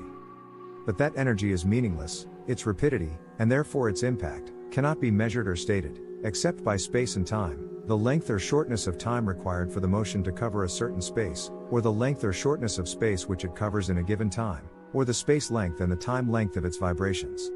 And time, this too exists in the abstract as consecutiveness, but it becomes real and measurable in the physical universe only as it results from the combination of space and motion. A unit of time is the piece of consecutiveness resulting when a certain motion of a pendulum goes a certain distance, or as a certain star moves from one point in the universe to another. Time in the physical universe is especially relative. For the momentum of the pendulum grows less. The elasticity of the spring decreases. The star moves in a universe not static but shifting in a million orbits. Space and motion and time are to us wholly relative to each other, and we can know no one of them except in terms of the other two. Professor Einstein reasons that since motion is all that we know in the physical universe, space and time being intangible, and since motion is relative, therefore all that we know in the world of sense and substance is purely relative. And since we have no absolute standards of space and time, therefore, he reasons, there is nothing definite in the physical universe. This is a healthy skepticism. It does away with our scientific arrogance. We do not get and we cannot get absolute accuracy in our scientific measurements. We can only get almost or relative certainty. But this which is a healthy skepticism cannot itself be made an absolute view of things. You need not sit down under the juniper tree, or throw away your test tube, or go out and riot around in daily life as though there were no standards for you, no meaning in the universe, and no God. It is true that everything in space or motion or time is relative to everything else in each of the other two. But this does not mean that the world is one vast shifting irregularity, one infinite indefiniteness. Very much the contrary. There is an exceedingly definite thing in all this shifting interplay of space, motion and time. It is triunity. This universal triunity, which is the reflection of the divine triunity, reveals to us those relations of space and matter and time. All this interplay of relativity is but the omnipresent, living, constant outworking of that absolute triunity which is the structure of the physical universe. It is, of course, not a rigid structure, but a living one, the image not of a rigid but of a living God. All of this relativity, this shifting and partially elusive interdependence, is the absolute operation of an absolute, never changing, never failing, universal triunity, the reflection and immanent working of an absolute, glorious triune God. The vast outline of the universe from this relativity, this triunity of space, matter, and time, a vast outline of the universe dawns upon us. It is an infinite circuit going out from the life and outspread power of God, through the physical universe, and back into the eternity and life of God. This is the outline. The power of God is spiritual. It also from eternity spreads out into dimensions. That is space. Acting as energy, or power to move, that outspread power proceeds, as God wills, into actual motion. Then we have a universe of motion. The motion works out in phenomena. Then we have light, heat, color, sound and substance. Both the motion and the phenomena mean in our successiveness. That successiveness, of the locations of motion, of the impacts of vibration in phenomena, is time in the physical universe. But time, like space, is both physical and spiritual. It is successiveness of mind as well as of motion. As space issues from the mind and power of God into physical dimensions, so time passes again from physical successiveness into mental successiveness, and so into the eternal mind of God. This is the vast outline. From the all-powerful mind of God, through space, through energy, motion and phenomena, through time, back into the eternal mind of God. Out from the omnipotence of the Creator, back into the eternity of the Creator. It is a continuous process, a vast unchanging circuit. The universe is forever emerging, and forever returning, through space, through motion, through time, back into its source. For of Him and through Him and unto Him are all things. Why we can comprehend the universe for this same reason, because space at the source of the physical universe and time at the exit of it are both of them of the mind as well as of the physical world. The mind of man can grasp and comprehend the universe. Man can comprehend the universe, not in its extent, but in its nature. For the comprehension of space is possible to us because space is of the mind as well as of the physical world.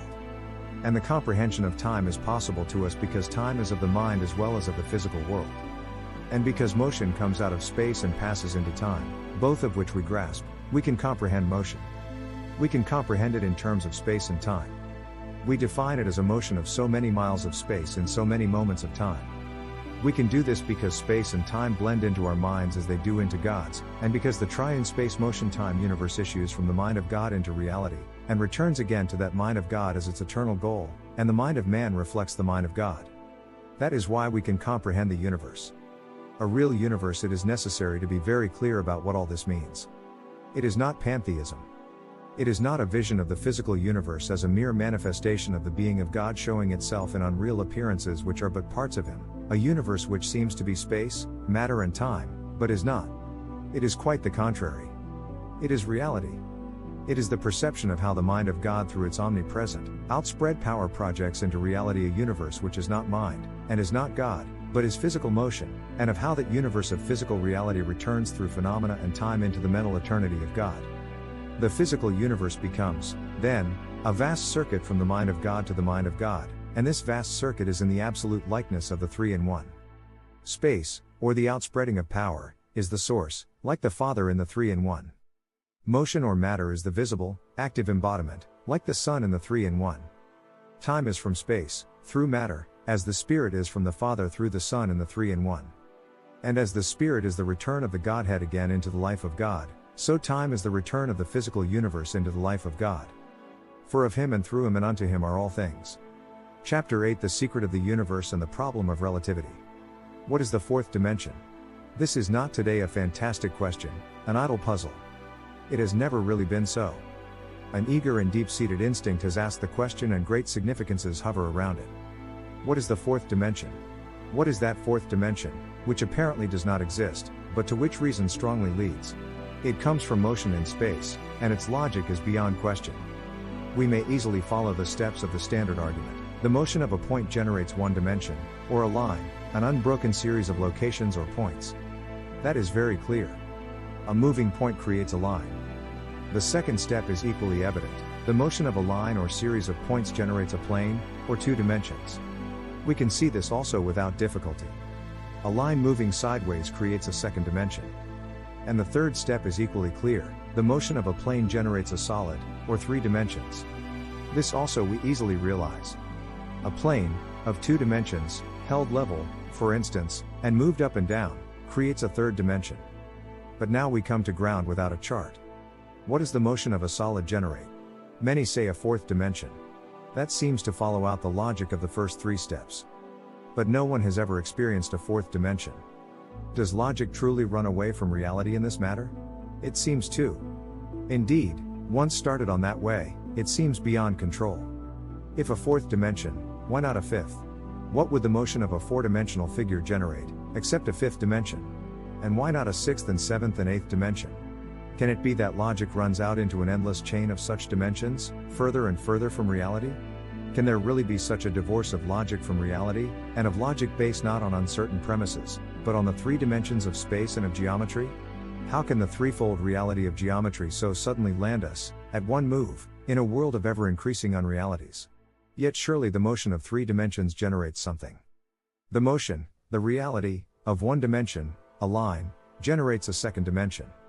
The motion, the reality, of two dimensions, a plane, makes three dimensions. What further reality do three dimensions generate? What is the product of three dimensions? Or if there are other dimensions also, what is the product of all possible dimensions? Is time the fourth dimension? That fourth property or fourth dimension, or, if there are more dimensions, the final property, of space is not time.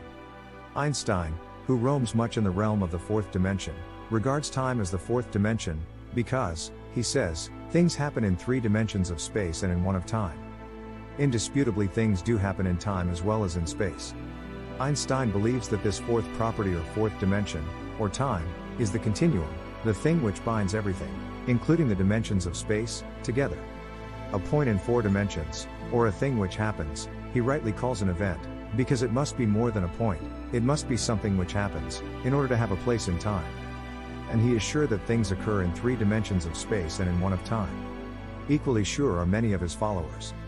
Indeed, much of the fabric of the newest scientific view of the universe, with its overthrow of classical physics, is built up on the assumption that, because things happen in three dimensions of space and also in time, this is a four-dimensional world, with three dimensions of space and one of time. And many announcements in astronomy and physics, scientific in their working out and terminology, are in reality based upon the purely speculative foundation of the theory of space-time, and are of no more certain validity than their basic speculation. And now it is announced that the entire physical universe becomes one single reality, namely, space, and that space has swallowed up time, by making time its fourth dimension. And finally, on the other hand, a new geometry, to embrace all the facts of the physical universe, is projected, with time as a dimension of space set forth as the basis of the new system. But is time the fourth dimension of space? All of these things depend upon that assumption. Do the evidences which are brought to demonstrate that time is the fourth dimension of space stand up against the strong wind of common sense or of reason? That is what we have a right to consider for ourselves. Do light years make time the fourth dimension? In order to prove that time is the fourth dimension, it is very much the thing today to point out that when one would measure vast distances in the universe, one must go beyond the old space methods and use time units as well as space units of measurement. When we have a vast astronomical distance to be expressed, we call in the aid of time. We say that such a star is 1,000,000 light years away. We mean by a light year the distance which light, at the rate of approximately 186,000 miles a second, goes in 1 year. Does not this prove that time is fundamental in great basic measurements? Does it not mean that time is an essential element of space? Does it not show that time is a fourth dimension of space? At the cost of disagreeing with what many minds regard as an axiom today, one can only say, if one is doubtful, it does not seem to me to prove what I say that it proves. For the fact is that the now common light year measure of distance does not arise from the nature of distance or of space. It arises entirely from the limitations of our minds. Because we cannot grasp more than a certain number of smaller units of distance, we combine them into larger units for our mental convenience. It is exactly as when, to avoid too great a number of inches, we say feet, instead of inches, or when, to avoid too great a number of feet, we say miles instead of feet. In time measurements, also, when seconds grow too many, we say minutes, and when minutes become too many, we say hours, and when hours multiply too largely, we say weeks, and when weeks add themselves into a great total, we say years. We manufacture larger units to bring the total number better within the grasp of our minds. We manufacture light years simply as a larger unit of measurement. If the use of time in measuring distance lay in the real nature of measurement of space, we should have to use time in all measurements of space. We should have to use it as a factor in measuring short distances. But we do not use it so at all. We do not use time as a factor in measuring feet or meters, or in measuring miles on the earth. The only people who use it so are those whose mental ability is so low that they cannot compute space distances at all, and who say, it is so many days' journey, or so many hours' journey, or it is as far as a horse would travel between sunrise and sunset, or as far as a man could walk, carrying a sheep, between moon and moon. Such things, days' journeys of a horse, or months' journeys of a man, or years' journeys of a light ray, do not mean that time is a dimension of space.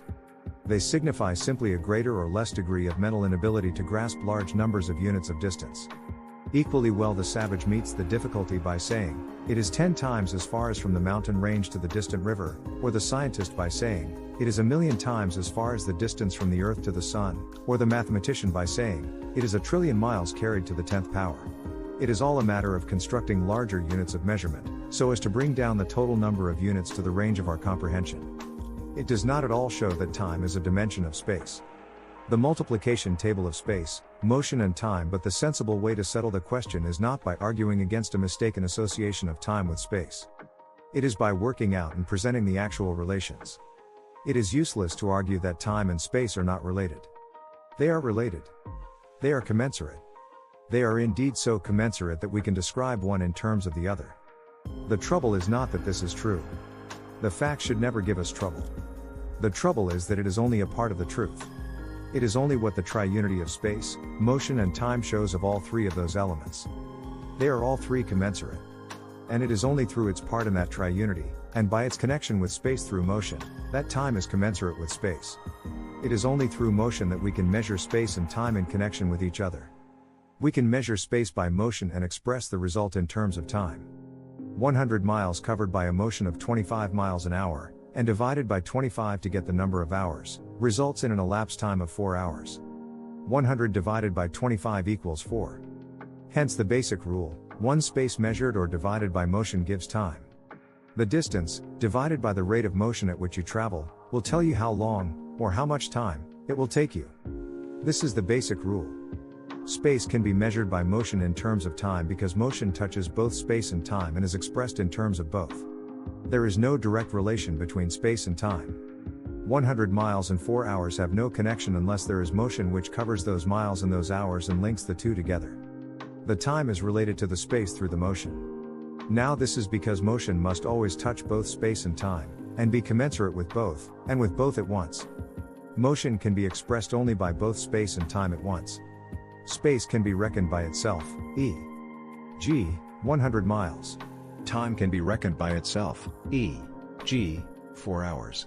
But motion can be reckoned only by space and time, and only by both at once. A rate of motion of 25 miles means nothing. A rate of motion of 1 hour means nothing. But a rate of motion of 25 miles an hour, both space and time at once, is well defined. And this is the triune relationship which we have already seen, that motion comes out of space and passes into time and so links space and time together. It is the principle of the space-motion-time universe. The creative power, whose omnipresent outspreading into dimensions is space, emerges into energy and motion issues in successiveness or time. Time then is related to space through motion, and only through motion, and only in the triune relation of space-motion-time. We can also use time by motion, with space as its result. Using a time of 4 hours, a motion of 25 miles an hour will cover 100 miles. 4 times 25 equals 100. That is, for the second rule, 2. Time multiplied by motion gives space. The time elapsed, multiplied by the rate of motion, will give you the distance you traveled. This is manifestly the reverse of the first rule. Because space divided by motion gives time, time multiplied by motion gives space again. The quotient multiplied by the divisor gives the original number again. That is what it means. The time multiplied by the motion does not actually produce space. Both motion and time presuppose space. It is simply an arithmetical transaction in which we multiply the quotient by the divisor to get the original dividend, the 4 by the 25 to get the 100 out of which they both came. And the connection of the time with the space, whether we are dividing the space or multiplying the time, is always through the motion. There is no connection between 100 miles and 4 hours, unless motion comes and spans the 100 miles and the 4 hours, and so binds the two together, or in turn multiplies the time to give the original space again. It is the triune formula. A third relation also issues from the first. Since space divided by motion gives time, therefore, 3. Space divided by time gives motion. The distance, divided by the time it took you to cover it, gives you your rate of motion. A space of 100 miles covered in 4 hours, and divided by the 4 to get the miles for 1 hour, shows a motion of 25 miles an hour. 100 divided by 4 equals 25. This does not mean that time measures and divides space as motion does. We cannot measure space by time. We cannot cover 100 miles by 4 hours. They are not commensurate, that is, they are not commensurate unless motion comes between, and connects them. But 100 miles covered in 4 hours means 100 miles covered by motion in 4 hours. It was the motion which measured and divided the space and gave the time. The space divided by the time gives the motion simply sets forth then the converse of the basic fact that the space divided by the motion gives the time. For you can always divide the original number by the quotient to get the divisor. As 100 divided by 25 equals 4, so 100 divided by 4 equals 25. It is an arithmetical transaction. And it expresses again the basic fact that space measured or divided by motion gives time, the triune principle of the space-motion-time universe. The physicist uses the constant formula in his work, v equals dt, the velocity equals the distance divided by the time. Or, which means the same thing, the rate of motion equals the space divided by the time. Or we can put the equation in the other order, dt equals v, the space divided by the time equals the rate of motion. We see now, in the light of the universal triunity, and of the triune relations of space, motion and time, the great reason which underlies this working formula of dt equals v, or the space, the time equals the rate of motion. It is not because the time measures and divides the space. We cannot measure or divide space by time. Space and time are not in themselves commensurate. 100 miles has nothing to do with 4 hours, for instance, unless motion covers that 100 miles in that 4 hours, and links the two together. Then 100 miles divided by a motion of 25 miles an hour gives a time of 4 hours. The space divided by the rate of motion equals the time. Or, in terms of the physicist's equation, dv equals t, or t equals dv. That is the basic relationship, space divided by motion gives time, without which there are no relationships between space, motion and time. But because d divided by v equals t, or dv equals t, you can, if you have the distance and the time, and want to find the velocity, divide the dividend by the quotient, divide the d by the t, to get the divisor or velocity, v, then at once you have as a working rule, based on our triune law that space, motion equals time, or dv equals t, the reverse rule, dividend/quotient equals divisor, or space/time equals motion, or the useful tool of the physicist, that dt equals v. The triune law of all things, and of space, motion and time, gives the reason. d/t equals v simply because d/v equals t, the distance divided by the time equals the speed, because the distance divided by the speed equals the time. You can always divide the distance by the time and get the velocity, even though distance and time are not in themselves commensurate, because the distance or space covered and divided by the velocity or rate of motion gives the time, and a fourth rule follows as a consequence of the basic rule. Since space measured or divided by motion gives time, then you can reverse the process, and find that, 4. Motion multiplied by time gives space. The rate of motion, multiplied by the time elapsed, gives you the distance. A motion of 25 miles an hour, for a time of 4 hours, covers a space of 4 times 25 miles, or 100 miles. The motion multiplied by the time gives the space. 25 times 4 equals 100. This obviously does not mean that the 100-mile space exists as the product of the 25-mile motion and the 4-hour time. What it means is that you can multiply the divisor by the quotient and get the original number or dividend. Since the space divided by the motion gives the time, then the motion multiplied by the time will give the space again. It is a matter of arithmetic. It comes from the basic fact that the space divided by the rate of motion gave the time. It expresses and shows in reverse the triune formula of space, motion, time. These 4 rules all express the same relationships, that space is always the source in this triunity, motion is always next, motion alone is directly commensurate with space and can measure space, time always results when motion measures space, motion can be measured only in terms of both time and space, which it links together, they are all 3 then commensurate with each other in this triunity of the 3, but time is commensurate with space and can be related to space only as a part of that triunity, as it is linked with space through motion, or comes from space through motion. There are no other such relations between the 3. For other operations are not possible. The following paragraphs seem meaningless because to a certain extent they are meaningless. But their impossibility is instructive. Yet you may skip these canons if you will. You cannot divide motion by time. A rate of 25 miles an hour divided by 4, the number of hours passed, means nothing, and gets no results. You cannot divide motion by space. A rate of 25 miles an hour divided by 100, the number of miles traversed, means nothing at all. If you say 25 divided by 100 equals 1/4 miles, it means simply that 1/100th of 25 miles an hour is 1/4 mile an hour.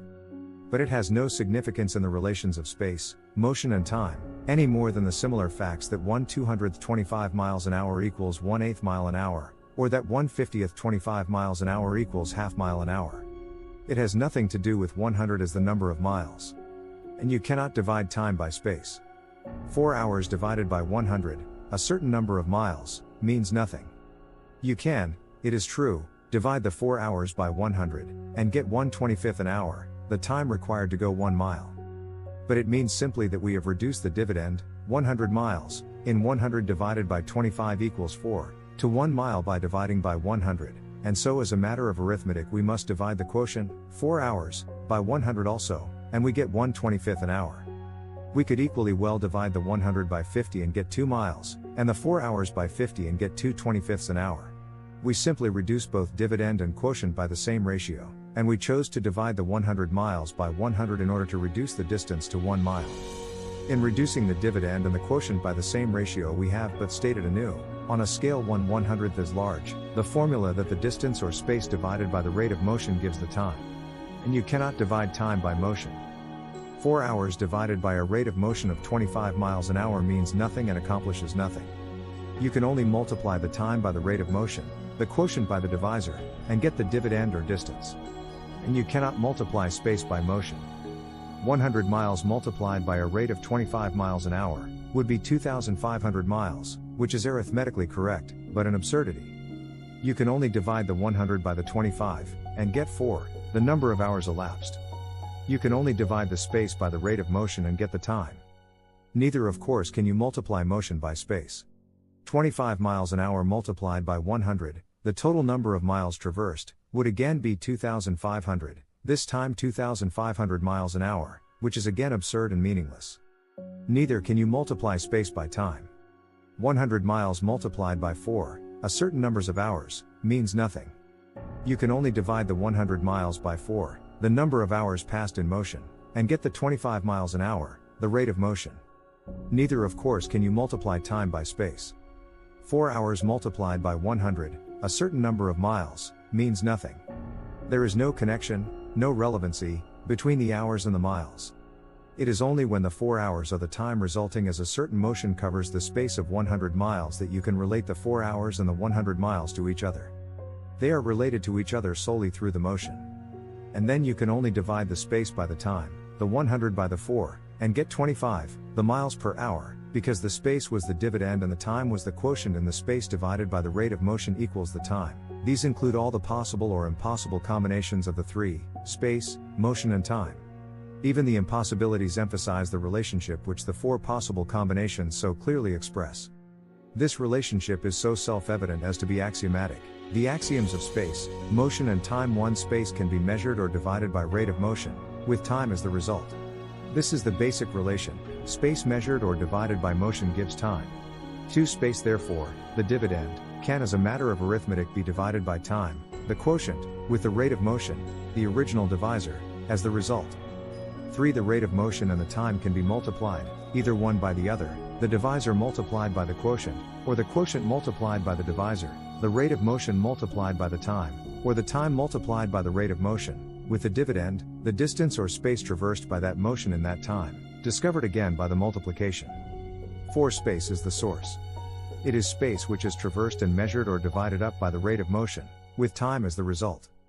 5. Motion links space and time together. It emerges from space and issues in time, and it can be measured and expressed only in terms of both space and time. 6. Time is commensurate with space to this extent, and only to this extent, that since time is the product when motion emerges and traverses space, time is commensurate with space through motion. 2 facts stand clear in these relationships. First, that all these relationships express the absolute formula of triunity, namely, that space is the basis, motion traverses the space, and time is the result. Second, that time is related to space only through motion, and is not the 4th dimension of space. It is, rather, the 3rd factor in the triunity of space, motion and time. Light years agree with this. Light year measurement is in entire harmony with these axioms. The astronomer knows a certain vast distance. It is a distance so vast that the figures benumb the mind, and convey no real impression. He wants to express the distance vividly. He says we will measure it by motion. A certain motion, the speed of light, moving at a rate of 186,000 miles a second, spends so many years, so many light years, or years of that motion of light, in covering that space. It is that space measured or divided by that rate of motion of light, with years, or time, as a result. It is the triune formula: space measured or divided by motion gives time. Or let us put it not from the astronomer's point of view but from the hearer's or reader's point of view. Here, then, is a vast distance. We do not know that distance, as the astronomer does. But we do know the speed of light. And we do know how long a year is. And so the astronomer tells us that the speed of light, multiplied by a certain number of years during which that light moves, gives the total distance over which that light has moved. It is the rate of motion which traversed the distance, multiplied by the time elapsed, to give the distance, the motion multiplied by the time to give the space. It is the triune formula: the motion multiplied by the time, the divisor multiplied by the quotient, gives the original space. It reveals time yet again, very strikingly, not as a 4th dimension of space, bound in direct union with space, but rather as having its sole connection with space through motion. Whether it is space divided by motion gives time, or the motion multiplied by the time gives the original space, and as having its only connection with space and the fact that time is the 3rd factor in the vast triunity of space, motion and time. In how many dimensions do events occur? The theory of relativity has this value, besides others, that it clearly recognizes the great fact of motion as the essence of all physical things. It realizes that things happen rather than merely exist, and are events instead of inert and static things, because they are actions, motions, conjunctions of forces, collisions or propulsions of electrons, with their incredible motion. And of course, where motion so exists, time enters as an element. For time in the physical world is the successiveness of motion in space. But it is not correct to say that things occur in 3 dimensions of space and in one of time, and so to make time a 4th dimension or property of space, even though this is almost an axiom of much present-day thought. It is an evanescent point of view. 4. As a matter of fact, events do not so occur. They occur in 3 dimensions of space and in 3 dimensions of time. Every event is in future, present and past. It occurs in present time. Before its occurrence in present time it is in future time. After its occurrence in present time it is in past time. It cannot be in time without being in all these 3 elements of time. As for those important events which we call thoughts, many of those, which have nothing to do with the outer world, but which are always consecutive, occur in no dimensions of space and in 3 dimensions of time. But of things in the physical world, all of which, being motion, do happen or occur, all of them occur in 3 dimensions of space and in 3 of time. Time is not the 4th dimension of space. Time in the physical world is, as we have seen, self-evidently the outcome of the relation of space to motion. It is the successiveness of motion in space. It is the 3rd element in that universal triunity of space, matter and time. But it is not a 4th property added to the triunity of space. It is the 3rd property in the greater triunity of space, matter and time. And it is itself a triunity, of future, present and past. For the true relativity is not a vast and shifting irregularity, a systematized uncertainty. The true relativity is a vast, invariable, regulated, infinite interplay and triunity of space, motion, and time. It is a triuniverse in the reflection and image of a triune creator and ground of the universe. Chapter 9: The Secret of the Universe and the Problem of Being, or Existence. And now we have come to the point where we can gather together certain great conclusions. They rise, range beyond range, in almighty mountain heights. They are not of our handiwork. No principle smaller than the being of God could raise such tremendous conclusions. They are not of our making, but they are as self-evident as the vast circuit of the universe we have already seen. 1. The real 4th dimension, neither time, we have seen, nor a series of further dimensions, is that reality which is the great and final product of the dimensions of space. We must look further. What then is the reality which those dimensions produce?